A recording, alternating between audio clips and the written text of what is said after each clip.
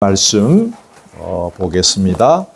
사무엘상 21장 1절입니다. 구약성경 사무엘상 오늘은 21장이 되겠습니다. 제 성경은 구약성경 444면 정도가 됩니다. 사무엘상 21장 1절에서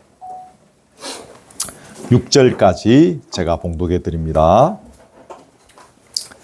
다윗이 노베에 가서 제사장 아히멜렉에게 이르니 아히멜렉이 떨며 다윗을 영접하여 그에게 이르되 어찌하여 네가 홀로 있고 함께하는 자가 아무도 없느냐 하니 다윗이 제사장 아히멜렉에게 이르되 왕이 내게 이 일을 명령하고 이르시기를 내가 너를 보내는 것과 네게 명령한 일은 아무것도 사람에게 알리지 말라 하시기로 내가 나의 소년들을 이러이러한 곳으로 오라고 말하였나이다.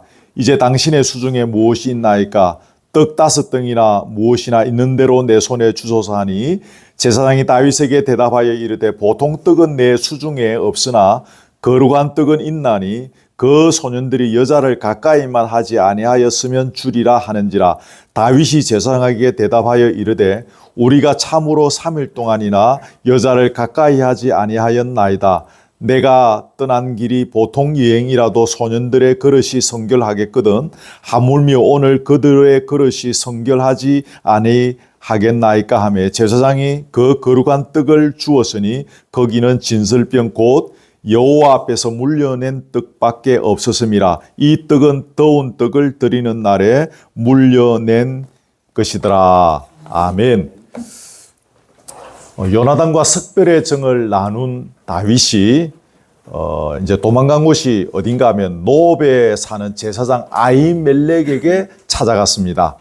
그리고 그는 자기가 사울왕의 특명을 받고 지금 왔다 이거죠. 내가 온 것을 아무도 모른다. 말하지 말라고 왕이 이야기했다. 그렇게 둘러대면서 이제 떡 5덩이나 무엇이든지 먹을 거 있으면 좀 달라. 그렇게 합니다. 노업은 당시 수도였던 기브아에서 동남쪽으로 약 4km 정도 떨어진 곳에 있습니다. 한 10리, 우리말로 한 10리 정도 떨어진 곳에 있죠. 온갖 복잡 미묘한 감정 속에서 정신없이 심려의 길을 달려왔지 않겠습니까? 그때는 지금 배고픈 줄을 전혀 몰랐습니다. 이곳에 도착하고 나서 보니까 이제 배가 고프기 시작한 것이죠. 여러분 그렇지 않았겠습니까? 야, 사울왕이 정말 나를 죽이려고 하는구나. 나 이제 죽은 목숨이구나. 근데 내가 왜 죽어야 하지? 아, 답답하고 억울하고 분통이 터지는구나. 이 젊은 다윗의 마음에 온갖 그런 생각들이 다 들었지 않겠습니까? 그래서 어쨌든 왕의 그 사정거리에서 벗어나야 되니까 죽으라고 여기까지 달려온 것입니다. 도착하고 나서 보니 배가 고픈 사실을 알게 된 거죠.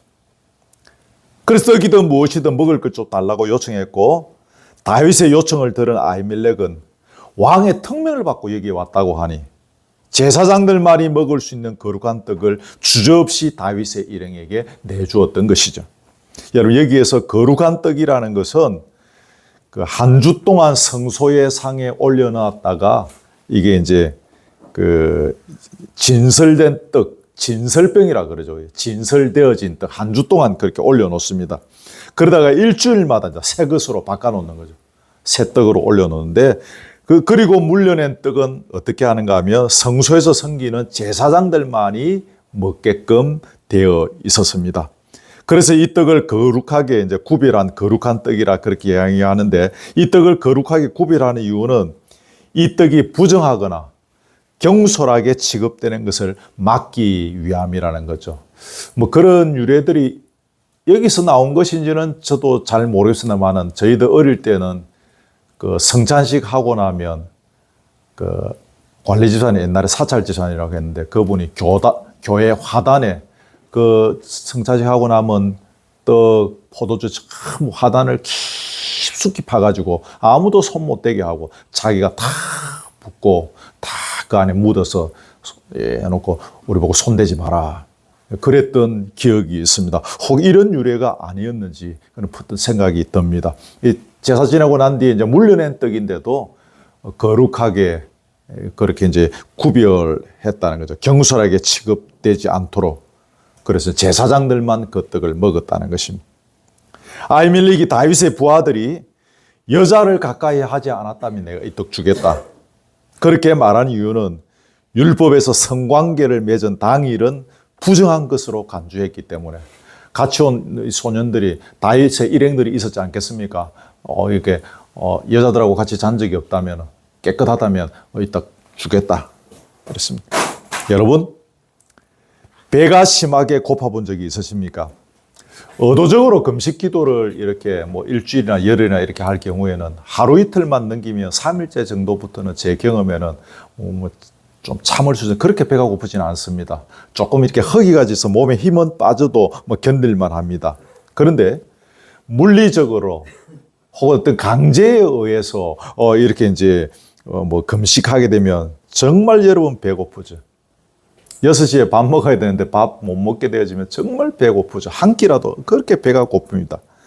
돌이라도 씹어 삼킬 수 있을 것 같죠. 아마 이 본문에 나오는 그때의 다윗의 심정이 그런 상황 아니었겠습니까? 그죠? 들의 바위 틈에 숨어 있다가 요나단이 신호 볼 때까지 기다렸다가 그래서 만나가지고 또 그래서 이제 또 여기로 도망오고 그래서니까 하여튼 얼마나 배가 고팠겠습니까? 그래서 율법에서는 금하고 있음에도 불구하고 거룩한 떡을 달라고 해서 먹었던 것이지. 본문에서 일일이 묘사하고 있지는 않지만 그렇게 해서 다윗의 일행은 허기를 면할 수 있었던 것으로 그렇게 여겨집니다. 그런데 여러분, 여기서 한 가지 짚고 넘어갈 것이 있습니다. 그날 다윗의 일행이 먹은 떡으로는 그들의 배를 지속하여 채워줄 수는 없었다는 사실입니다. 사람마다 소화하는 속도는 다 다를 수 있지만 불과 몇 시간이 지나면 또 배가 고픈 것이 현실이죠. 그래서 또 먹어야 되고 또 시간이 지나면 또 허기가 지니죠. 나이가 들수록 좀 그 식사량이 줄어들기는 하지만 인간은 죽을 때까지 이 과정을 반복하는 것 같아요. 그렇죠? 여러분, 비단 먹는 것만 그런 것은 아닙니다. 우리 인간의 삶과 관련한 세상의 모든 영역에서 더는 배가 고프지 않는 영역은 없습니다. 히딩크도 축구하다가 배고픈데 그 배는 먹는 배를 이야기하지 않지 않습니까? 오늘날 문명은 그야말로 고도로 발전하고 있죠. 머지않아서 AI가 세상을 지배하게 될 것이다라는 말을 할 정도로 그렇게 발전하고 있습니다. 물론 인간들이 AI의 덕택을 많이 보고 있긴 합니다. 하지만 계속해서 배가 고픈 인간의 노력으로 인한 AI의 발전으로 인간의 삶은 더 황폐하게 될 것이 틀림이 없습니다. 극히 일부분의 사례가 되겠지만 여러분, AI가 절대로 가질 수 없는 것, 인간만이 가질 수 있는 것이 있다고 합니다. 그게 뭔가 하면 많이 있겠는데 망설임이라는 것입니다. AI는 물어보면 지금 당장 전쟁해라, 호르무즈 막아라, 그렇게 가르쳐준다고 합니다. 지금 바로 복수하라, 지금 즉시 소송하라, 지체하지 말고 하고 싶은 말 지금 다 퍼뜨리라. 근데 인간은 망설임이라는 것이 있다는 겁니다. 지금 바로 지도할까? 아니야. 조금 더 생각하면서 기다려보자. 인간은 망설인다는 것입니다. 그렇게 망설이다가 전쟁의 시도를 포기하기도 하고 복수할 마음보다는 사랑하고 용서할 마음을 갖게 되고 소송할 마음보다는 원만하게 풀어갈 방도를 구하게 되고 곧바로 하고 싶은 말을 다 토해내기보다는 온유한 마음으로 상대방을 품기 위하여 말을 참는다는 것입니다. 이게 AI와 인간의 차이죠. 여러분, 지금 제가 무슨 말을 하고 있습니까? 우리가 먹어도 배가 부르지 않음으로 인해서, 그래서 또 먹고 먹음으로 인해서 일어나는 폐해가 얼마나 심각한지를 지적하고자 하는 것입니다. 우리 삶의 모든 영역에서 이런 폐해를 우리는 심각하게 경험하면서 살고 있습니다. 그렇지 아니한 영역이 없을 정도에까지 이르렀습니다. 그런데 여러분, 우리가 먹으면 먹을수록 우리를 충만하게 해주는 떡이 있습니다. 더는 배고픔을 느끼게 해주지 않는 떡이 있습니다. 육신의 떡을 배불리 먹으려고 죽을 힘을 다해 걸어가다가 상처 입고 지치고 피곤한 자에게 안식과 위로를 주는 떡이 있습니다. 더는 다른 떡을 욕심내지 않아도 전혀 꿀리지 아니하는 떡이 있습니다. 이 떡이 바로 생명의 떡이신 예수 그리스도이십니다. 본문의 주인공 다윗은 육신을 배부르게 하는 떡에 굶주려 있지만 이 다윗의 후손으로 오신 예수 그리스도는 우리에게 생명의 떡으로 찾아오셨습니다. 그 요한복음 6장 35절 같이 읽을까요? 시작. 예수께서 이르시되 나는 생명의 떡이니 내게 오는 자는 결코 줄이지 아니할 때요 나를 믿는 자는 영원히 목마르지 아니하리라. 아멘. 여러분, 왜 주님께서 자신을 생명의 떡이라고 말씀하셨습니까? 먹어도 또 배를 고프게 하는 세상의 떡은 결국에는 우리를 파멸로 이끕니다. 잘 기억하십시오.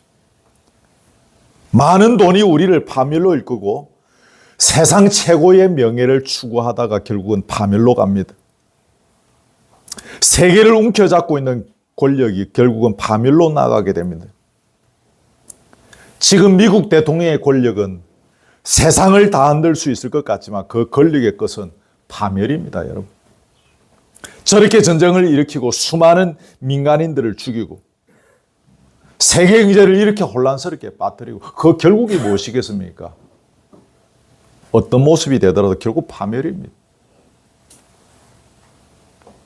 그런데 하나님이신 예수님은 공의로우시며 사랑이 많으신 분입니다.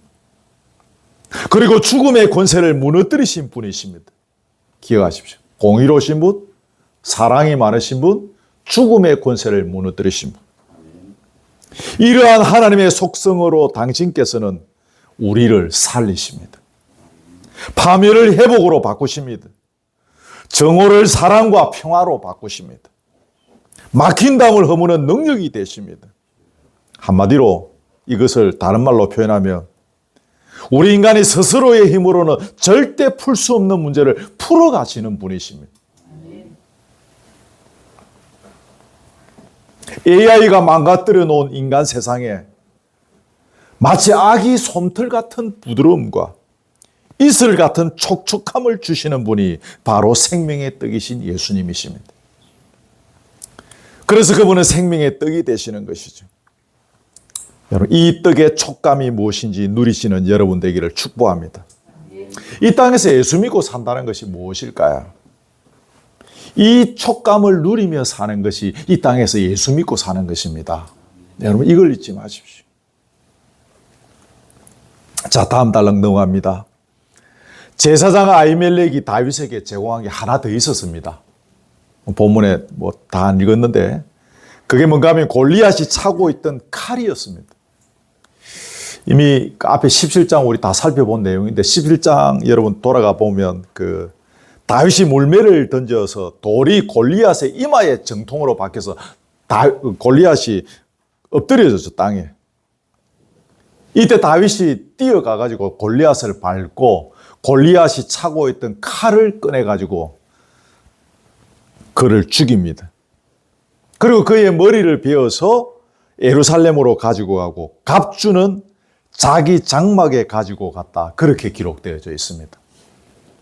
여러분, 여기서 이 갑주라는 단어의 원어의 의미를 볼 때 이 갑주는 골리앗으로부터 빼앗은 노투구, 갑옷 이런 것뿐만 아니라 골리앗이 갖고 있던 창, 칼 이런 무기 일체를 가리키는 단어로 그렇게 사용되는 것으로 이해를 합니다. 자기 장막으로 갖고 왔다는 것은 베들레헴에 있는 다윗의 집을 가리키는 말이 아니라 여기서 장막이라는 말은 하나님의 성소를 가리키는 말로 주로 사용되어졌다고 합니다. 그러니까 이 갑주를 어디에 갖고 왔어요? 하나님의 성소에 갖고 간 거예요. 다시 말하면 다윗은 골리앗으로부터 얻은 이 탈취물을 자신에게 승리를 안겨주신 하나님께 바친 것입니다. 우리 집에 갖고 와서 자랑하려고, 우리 집에 가서 뭐 이렇게 좀 우리에게 도움이 되는 어떤 것을 위해서 가지고 간 것이 아니라 하나님께, 나에게 성의를 안겨주신 하나님께 이 탈취물을 돌려드렸다는 것입니다. 자, 요걸 기억하십시오. 이 칼은 이스라엘 민족을 블레셋의 침략으로부터 구원해 주신 하나님의 도우심의 징표가 되는 거죠. 그죠? 그래서 제사장이 그 칼에 뭐 피도 묻어 있을 것이고, 진흙도 있을 것이고, 그죠? 뭐 습기도 뭐 그렇게 오래 하니까 녹도 뭐 끼고 그렇지 않겠습니까? 그런 것들을 제거하고 깨끗하게 보관하기 위해서 보자기에 사서 제사장의 그 에봇을 두는 거룩한 곳에 보관하고 있었던 거죠. 이해가 되시죠? 그런데 지금 다윗에게 아무런 무기가 없다고 합니다. 그 칼을 다윗에게 제공하게 된 것입니다. 여기 지금 이것밖에 없다. 네가 가지고 가려거든 그렇게 하라. 그렇게 이야기합니다. 여러분, 우리가 살다 보면 도저히 이해할 수 없는 상황을 우리가 만날 때가 있습니다. 내 잘못이 아닌데도 상황은 계속 불리하게 되어져 갑니다. 또 그것을 풀려고 하면 할수록 문제가 더 꼬여갈 때도 있습니다. 더 심각해지기도 합니다. 그럴 때 하나님의 말씀은 희미해져 가고 하나님은 저 멀리 계신 것만 같습니다. 그러다 보면 여러분, 우리 마음속에는 여러 가지 인간적인 생각들이 떠오르게 됩니다. 하나님께서 나를 버리신 것이 아닌가? 하나님께서 나에게는 너무 무관심으로 일관하고 계시는 것이 아닌가? 하나님께서 혹시 나를 미워하시거나 하나님께서 나를 향하여 화를 내고 계신 것이 아닌가? 이런 생각이 들기도 합니다. 물론 죄가 있다면 회개하고 돌이켜야 하겠지만 꼭 죄의 문제가 아니더라도 우리가 일생을 살다 보면 도저히 이해하기 어렵고 받아들이기 어려운 곤란한 어려움들을 만날 때가 더러 있습니다. 그런데 여러분, 이런 순간에 우리가 잊지 말아야 할 것은 이럴 때일수록 기억하십시오. 과거에 하나님께서 함께 하셨던 증거를 기억하는 것. 그것을 통해서 하나님의 은혜와 사랑과 능력과 섭리를 믿어야 한다는 것입니다. 이걸 기억하십시오. 다윗에게는 골리앗과의 전투가 바로 그런 순간이었죠. 그가 골리앗을 이길 수 있었던 것은 전적인 하나님의 은혜와 도움이 아니었으면 불가능한 일이었지 않겠습니까? 여러분, 그렇지 않습니까? 그가 아무리 이전에 들에서 양을 치면서 뭐 육체의 힘을 기르고 물매를 날리는 기술을 습득했다 하더라도 온 전신을 가부과 투구로 뒤집어 쓰고 있는 그 블레셋의 천하 대장군 골리앗을 그가 한 방에 보낸다는 것은 상식적으로 여러분 거의 불가능에 가까운 일입니다. 그러므로 다윗이 그때 골리앗이 차고 있던 칼을 얻으려고 한 것은 단순히 무기가 없어서 그거라도 있으면 달라 그런 의미가 아니라 하나님께서 여전히 나와 함께 하신다는 믿음을 잃어버리지 않기 위해서였던 것입니다. 이해되십니까? 그러기에 아히멜렉이 그 칼 가지고 가라 말했을 때 다윗이 뭐라고 반응합니까?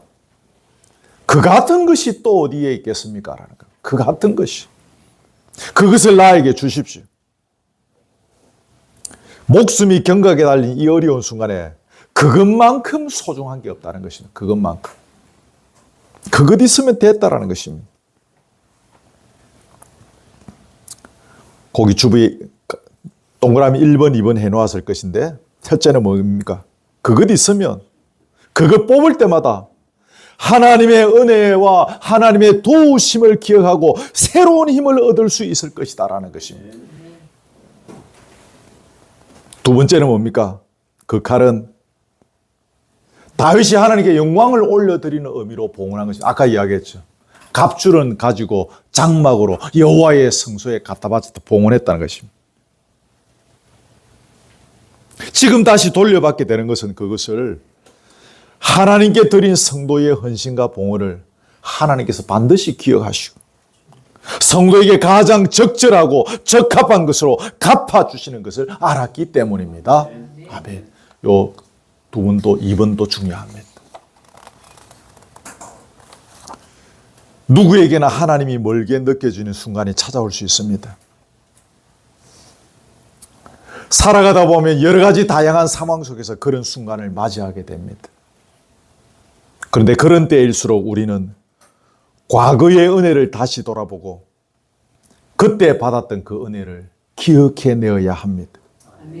과거에 하나님께서 베푸신 은혜가 얼마나 크고 대단하고 풍성하고 신실한 것이었는지를 기억해낼 때, 또 내가 과거에 드렸던 헌신과 봉사를 기억해낼 때,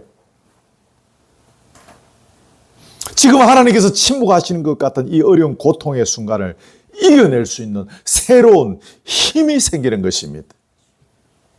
오늘이 그런 날이 되기를 축복합니다. 아멘. 자, 그 다음 달력 넘어갑니다. 알지 않았지만 7절에 보면 사울의 신하 도액이라는 사람이 잠시 나옵니다. 이 사람이 자신의 위치를 사울에게 알릴 것이 뻔하지 않겠습니까? 그죠? 그래서 이 염려 때문에 다윗은 다시 도망갑니다. 어디로? 적국인 블레셋 땅의 가드 왕 아기스에게로 도망을 갑니다. 분명히 도액이 저자가 사울에게 일러 바칠 것이다. 그러니까 살기 위해서 도망을 가야 되는 것입니다. 아시겠지만 당시 블레셋에는 중요한 5도시가 있어요. 5개 도시. 그 각각의 도시마다 지역의 군주, 거기서는 이제 왕이라 그러죠. 이 5도시가 중심이 되어서 이렇게 그게 이제 뭐 이렇게 국가가 되어지면서 그렇게 운영되어지는 그런 체제의 나라였습니다. 가드는 그 중에서 이스라엘과 가장 가까운 곳에 위치하고 있는 5개 도시 국가 중에 하나였습니다. 그런데 다윗이 그곳에 도착해 보니까 그곳의 신하들이 다윗을 알아봤다는 것입니다. 그 자기들이 왕에게 보고합니다. 이 사람은 분명히 저 나라의 왕 다윗입니다. 본문에 왕 다윗이라고 그래요. 이 사람을 두고서 저 나라의 백성들이 춤을 추고 노래했습니다. 사울이 죽인 자는 수천 명인데 다윗은 수만 명을 죽였다. 그렇게 하면서 저 나라의 사람들이 노래를 불렀던 그 사람이 바로 이 사람입니다. 그렇게 이제 이야기해 줍니다. 이런 모습 앞에서 다윗이 또 위기감을 느끼겠죠. 그래서 어떻게 했습니까? 마치 미치광이처럼 행동했습니다. 대문짝에서 거적거리며 침을 수염에 흘리는 행색을 했다. 그렇게 되어 있는데, 여기서 대문짝에서 거적거렸단 말은 성문 문짝 위에 사람들이 알아볼 수 없는 낙서를 아무렇게나 막 그냥 극적거렸다는 말입니다. 수염에 침을 질질 흘리고 있었으니까 누가 봐도 미친 사람인 것입니다. 알아볼 수 없는 그냥 상형 문자라고 치고 알아볼 수 없는 낙서를 해가면서 수염에 침을 질질 흘리고 있는 것입니다. 이 모습을 이제 가드왕이 나와서 보는 것입니다. 가드왕이 미쳤다라고 생각하지 않겠습니까? 아니, 우리한테 미치광이가 부족해서 저런 미치광이를 또 끌고 왔느냐는 것입니다. 어찌 왕궁에 저런 자까지 들어와 있어야 하는가요? 쫓아라는 것입니다. 여러분, 사람이 몹시 두려운 일을 만나게 되어지면 그 사람이 평소에는 절대로 하지 않을 전혀 뜻밖의 행동을 하는 수가 있습니다. 다윗은 두려워한 나머지 첫 번째, 절대로 가지 말았어야 할 적국의 수도로 도망을 쳤습니다. 여러분 앞에서 설교하면서 들으셨겠지만 다윗과 요나단이 이렇게 생명을 아끼지 않은 그런 친구가 될 수 있도록 중요한 동기가 뭐였습니까? 여호와 하나님을 진실로 사랑한 사람들이었죠. 하나님 말씀에 순종한 사람들이었죠. 그래서 요나단이 뭐 했습니까? 하나님의 그 옛날에 말씀하신 것을 받들어서 블레셋을 점령하고 자기 나라에 있는 그 블레셋의 그런 수비대를 물리치고 막 그랬지 않습니까?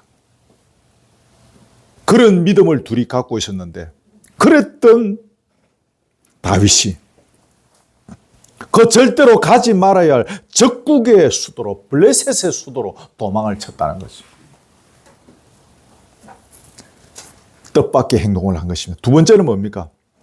미친 사람처럼 행동했다는 것입니다. 평소에 다윗에게서는 결코 볼 수 없는 행동입니다. 어찌 적국에 스스로 걸어갈 수가 있겠습니까? 또 수금을 타면서 사울의 피폐한 심령을 치료해주는 탁월한 능력자였습니다. 하나님의 군대 이름을 모욕한 골리앗과 맞짱을 뜨기 위해서 죽음을 불사하고 나가서 싸웠던 사람입니다. 그런 다윗이 지금 이런 행동을 하고 있는 것입니다. 뭐 때문에요? 다 극도의 두려움 때문이었습니다.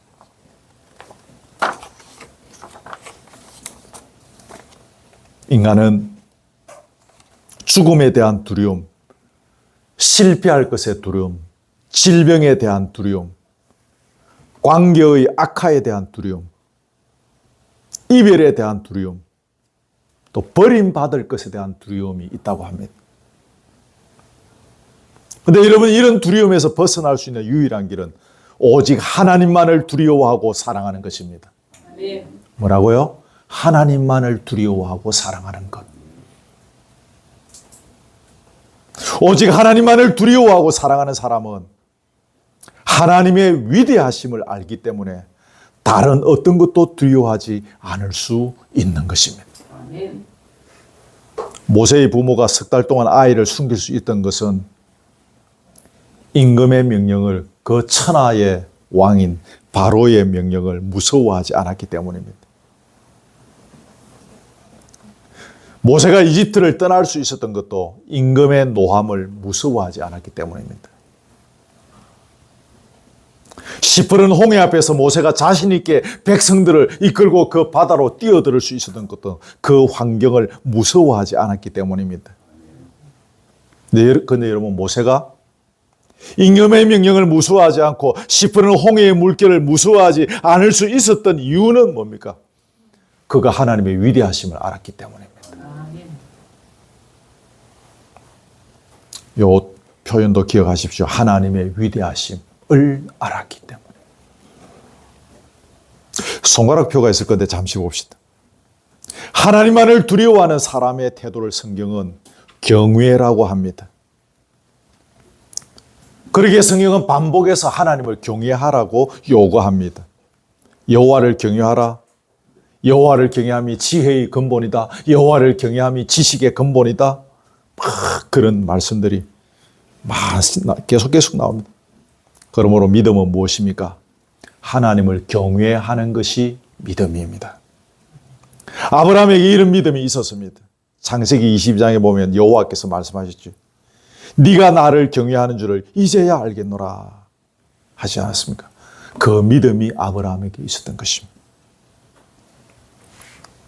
여러분, 이런 믿음이 있을 때 제가 두 가지만 거기 적어놨는데, 첫째는 뭡니까? 하나님의 말씀에 철저히 순종합니다. 100살에 얻은 아들을 애지중지 10수년간 키웠으면 청소년이 되었습니다. 어느 날 그 아들을 잡아서 제물로 드리라는 하나님의 명령에 적극 순종했습니다. 따라서 믿음은 곧 순종입니다. 순종하지 않는 것은 참된 믿음이 아닙니다. 그것은 죽은 믿음입니다. 이런 믿음이 있을 때 두 번째, 세상에서 자유로운 자가 될 수 있습니다. 왜 자유로운 자가 될 수 있을까요? 여러분, 하나님을 경외하는 자는 하나님의 위대하심을 알기에 세상의 어떤 것도 두려워하지 않는 사람입니다. 그러면 그 하나님의 위대하심이 어떤 것입니까? 우주 만물을 말씀으로 창조하셨습니다. 한치의 오차도 없이 그 우주 만물을 다스리십니다. 당신의 뜻대로 통치하십니다. 그리고 당신의 백성들을 살리시기 위해서 독생자를 보내셔서 십자가에 죽게 하시고 살아나게 하시고 또 때가 되면 세상을 심판하실 것입니다. 이게 하나님의, 줄여서 지금 이게 하나님의 위대하심입니다. 이 위대하신 하나님을 나의 왕 주인으로 모시고 살아가기에 우리를 억누르는 세상의 그 어떤 것으로부터도 우리는 자유로운 자가 되는 것입니다. 아멘. 그러기에 예수님께서 진리를 알지니 진리가 너희를 자유롭게 하리라.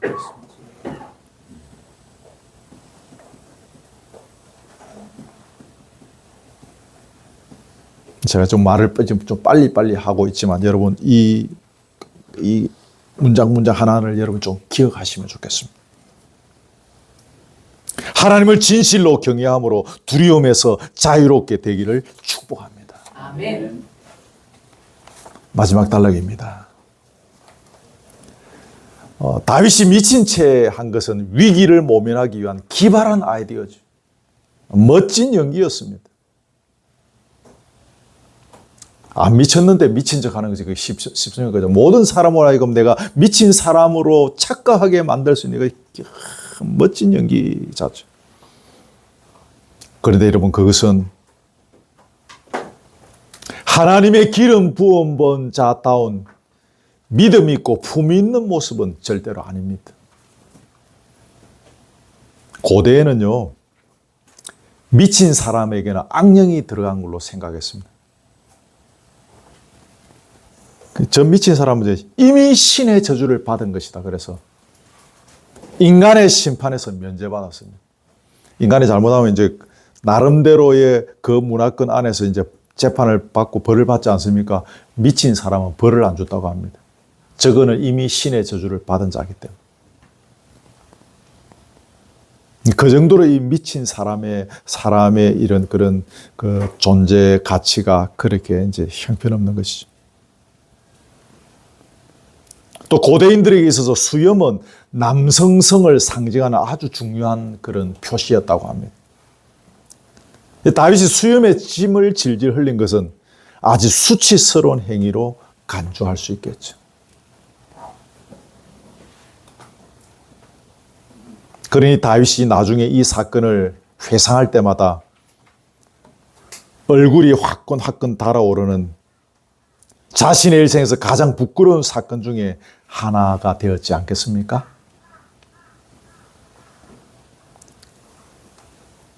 우리들도 다 있죠. 돌아보면 내 얼굴이 화끈화끈거리는 등줄기에 식은 땀이 흐르기도 하는 그런 부끄러운 과거들이 혹 있었을 수도 있을 것입니다. 제가 생각하기에는 그렇습니다. 바세바를 범하고 하는 이런 것보다 여기서 침을 질질 흘리면서 그렇게 대문짝에서 그렇게 그런 이상한 낙서를 하면서 미친 채 하고 있는데 이때의 그 모습이 다윗에게 가장 그런 부끄러운 모습들이 아니었을까. 이것 때문에 다윗이 시편 34편을 짓게 되었습니다. 시편 34편 찾아보시면 거기에 다윗이 아비멜렉 앞에서 미친 채 하다가 쫓겨나서 지은 시라고 해요. 이 아비멜렉이 바로 여기 가드 왕 아기스입니다. 거기 12절 13절에 보면 그냥 제가 읽어드릴게요. 생명을 사모하고 연수를 사랑하여 복받기를 원하는 사람이 누구뇨? 네 혀를 악에서 금하며 네 입술을 거짓말에서 금할지어다. 이런 구절이 나옵니다. 이 표현이 결국 무슨 말입니까? 왜 내가 그때 그렇게 비굴하게 그렇게 거짓말하고 미친 채 하는 행동을 했을까? 그것에 대한 탄식인 것입니다. 그러면서 그는 철저히 회개하고 하나님 앞에서 새로운 신앙에 대해 다짐하고 있는 것입니다. 여러분, 마지막 단락에서 중요한 이야기는 지금부터 나옵니다. 다윗의 위대함은 그가 실수 없는 완전한 삶을 산 것에 있지 않습니다. 몇 번 이렇게 오늘 또 이렇게 실수했고 또 바세바를 범하고 바세바의 남편을 전쟁터에 보내서 죽이고 이런 일들 했지 않습니까? 다윗의 위대함은 오히려 실수했을 때 속히 일어나 다시 하나님께 엎드려서 자신의 신앙을 회복하고 그 실수의 경험을 통해서 첫째는 하나님을 아는 지식, 두 번째는 자기 자신을 아는 지식, 세 번째는 세상을 아는 지식이 한 단계씩 성장해 간 데 있는 것입니다. 이 사실이 굉장히 중요합니다. 성경은 우리에게 하루아침에 신성한 성품에 참여하는 자가 되라고 가르치지 않습니다. 거르투기 교회 대문 들어오자마자 다 신성한 성품에 참여하는 자가 되라고 그렇게 가르치지 않습니다. 오히려 그 반대입니다. 넘어지고 일어서고 또 넘어지고 일어서고 그 반복 작업을 통해서 독생자 예수 그리스도를 이 땅에 보내신 하나님을 조금씩 더 깊이 경험하면서 그분을 닮아가라고 말합니다. 아이를 낳아서 키우다가 이렇게 경상도 말로 디빈다 그러죠. 이렇게 하다가 그러다가 어느 날 보면은 그 의자를 짚고 이렇게 일어섰다가 또 이렇게 주저앉다가 일어섰다가 주저앉다 그러다가 어느 날 보면 탁 일어서는 거예요. 그러다가 어느 날 보면 몇 발자국을 걸어오는 거죠. 자빠지고 또 일어서고 자빠지고. 그 나중에 서서 달리기도 하고 막 그렇게 가는 것입니다. 우리의 신앙도 그런 것입니다. 그래서 베드로 사도는 신성한 성품에 참여하는 자가 되라고 말씀한 다음에 뭐라고 합니까? 믿음의 덕을 더하고 덕의 지식을 더하고 지식의 절제를 더하고 절제의 인내를 더하고 인내의 형제 우애를 더하고 뭐 경건을 더하고 그 위에 사랑을 더하라고 가르쳤습니다. 그런데 이게 여러분 그냥 시간이 지나면 하나씩 더해집니까? 그렇다기 위해 1년 다니면 하나 더해지고 2년 다니면 그 다음 게 더해지고 더해집니까? 아닙니다. 그 과정 속에서 넘어지고 자빠지고 깨지고 일어서고 또 넘어지면서 한 걸음씩 주님을 알아가는 것입니다. 그리고 주님을 닮아가면서 조금씩 전진하는 것입니다. 그러면서 풍성한 세계가 어떤 것인지 맛도 보고 진리 안에서 자유롭게 되는 것이 무엇인지 맛을 봅니다. 그러면서 달려가는 그 성화의 마지막 단계는 무엇입니까? 영화의 단계죠. 주님 앞에 서는 그날이 거룩한 성 예루살렘에 우리가 들어간 그날이 영화의 자리가 그날은 영화의 자리에 들어가는 것이죠. 그 영화의 자리에 이르기까지 우리가 그렇게 달려가면서 성화의 과정을 걸어가는 것입니다. 말씀을 맺습니다. 오늘 다윗이 그 사울을 피해서 노베 사는 제사장 아히멜렉에게 찾아가고 거기서도 위험해서 블레셋 땅 가드 왕 아기스에게 도망가는 장면들 속에서 일어나는 몇 가지 일들을 나누었습니다. 어려움이 있을수록 우리는 과거에 하나님께서 나에게 어떤 은혜와 능력과 섭리로 역사하셨는지를 돌아보는 시간이 되기를 바랍니다. 문제를 풀기 위해서 현실적으로 막 여기저기 동무서주하면서 뛰어다니는 것도 필요할 수도 있겠지만 그래도 그 공고한 와중에 과거에 하나님께서 어떤 은혜를 베풀어 주셨는가? 우리 그거 한번 기억하십시다. 지금 혹시 어려운 상황 속에 있지 않다 할지라도 오늘 설교를 들었으니 저녁에 돌아가서 과거에 하나님께서 나에게 어떤 은혜를 베풀어 주셨는지를 어떤 능력으로 나와 함께 하셨는지를 어떤 섭리적 역사를 나에게 베푸셨는지를 한번 기억하는 시간이 되면 좋겠습니다. 검사하지 아니하는 숙제입니다.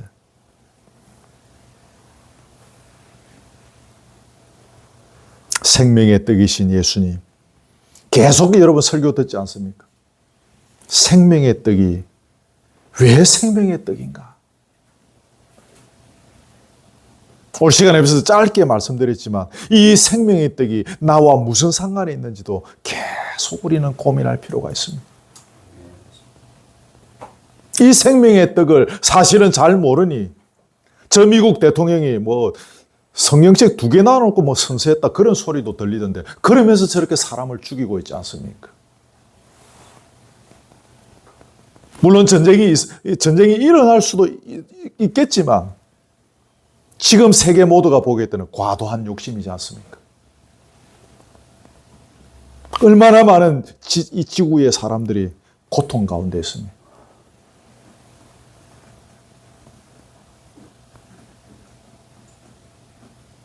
생명의 떡 모르는 거예요. 죄송하지만. 그저 먹어도 배고픈 그 떡 채워가려고 죽으라고 지금 그러고 있는 거예요. 이럴 때일수록 우리는 생명의 떡이신 예수 그리스도를 갈망해야 하는 것입니다.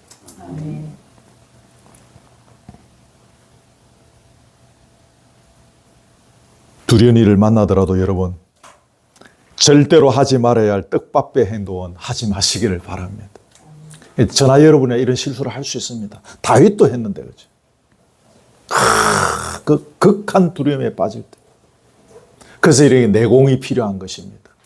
평소에 기도하고 하나님 말씀을 붙잡고 꾸준히 걸어가는 가운데 그 급박한 두려움의 상황 속에서도 믿음을 잃지 않고 신앙적 어젓함으로 그 상황들을 헤쳐나갈 수가 있습니다. 우리 거르투기에 교우 여러분들은 다 그런 자리에 이룰 수 있기를 진심으로 바라고 우리가 기도하겠습니다. 그런 은혜가 여러분에게 있어야 되겠습니다.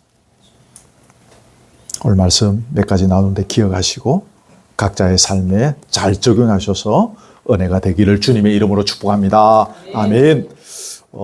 찬송 골랐습니다. 379장. 우리 찬송가 379장입니다. 379장.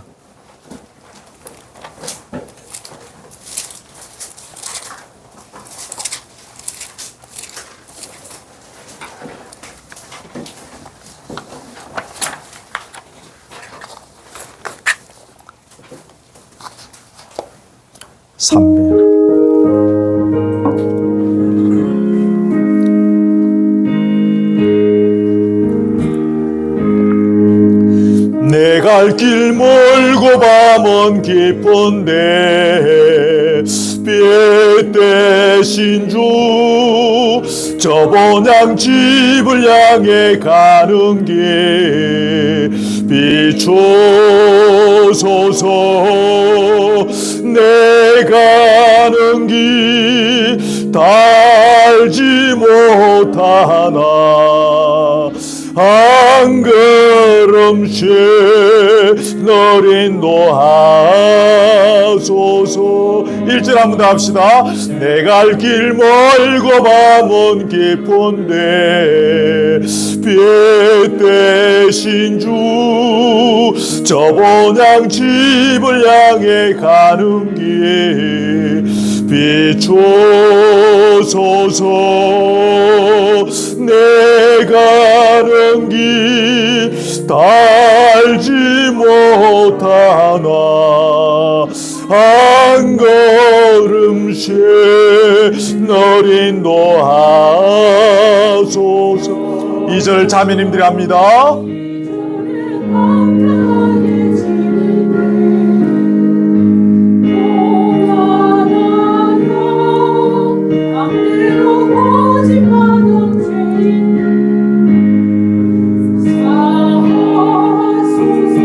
같이 합시다. 내 지은 죄 기억 마시고 주 뜻대로 널 주장하소서. 형제님들이 3절 합니다. 이전에 나를 인도하신 주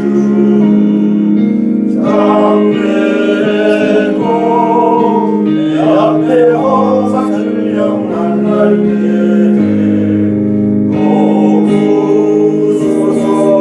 같이 합니다.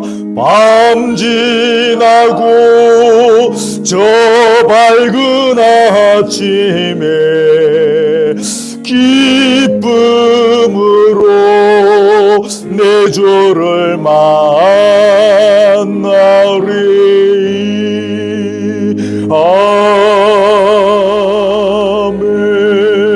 아멘. 제가 기도하겠습니다. 하나님 아버지, 오늘도 사무엘상의 말씀을 통해서 이 시대를 살아가는 우리에게 주시는 말씀을 함께 나누었습니다. 사울왕의 극도의 미움으로 말미암아서 이렇게 다윗이 노업 땅에 사는 제사장 아히멜렉에게 도망가고, 또 거기서도 상황이 여의치 않아서 가드왕 아기스에게로 도망가서 이렇게 미친 채 하며 비굴한 모습을 보이는 상황까지 함께 말씀을 나누었습니다. 이 말씀 통해서 우리 각자가 적용해야 될 부분이 무엇인지를 심각하게 고려하고 깊이 있게 묵상하는 가운데 우리의 삶의 현장에 분명히 접근하면서 또 이렇게 적용해야 될 것이 무엇인지를 이렇게 살피는 시간이 되게 해 주시기를 원합니다. 두려울 때가 있습니다. 세상의 어떤 것으로도 방어할 수 없을 것 같은 극한의 두려움 상황들이 우리에게도 그동안에 있어 왔고 또 앞으로도 있을 수 있을 것인데, 주의 믿음의 사람답게, 하나님을 경외하는 사람답게 하나님 앞에서 우리의 자존심을 지키며 우리의 긍지를 지켜가며 주님을 온전히 바라보고 경외하는 사람으로서 갈 수 있도록 도와주시옵소서. 아멘. 혹이라도 부끄러운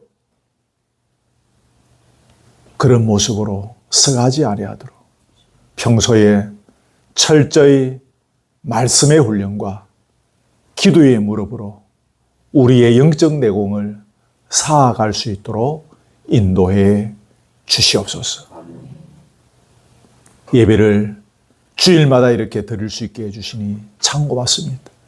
이 예배가 얼마나 소중한지를 놓치지 않게 하시고 우리에게 예배의 장소와 예배할 수 있는 신앙의 공동체 권속들과 이 아름다운 건강을 주시고 시간을 주셨음을 늘 감사하게 하시고 이 예배의 자리를 통하여 주님을 아련하며 느끼며 경험하는 자리가 될 수 있도록 최선을 다하여 한 주 동안 예배를 사모하며 기다리며 준비하는 저희들 되게 해 주시옵소서. 아멘.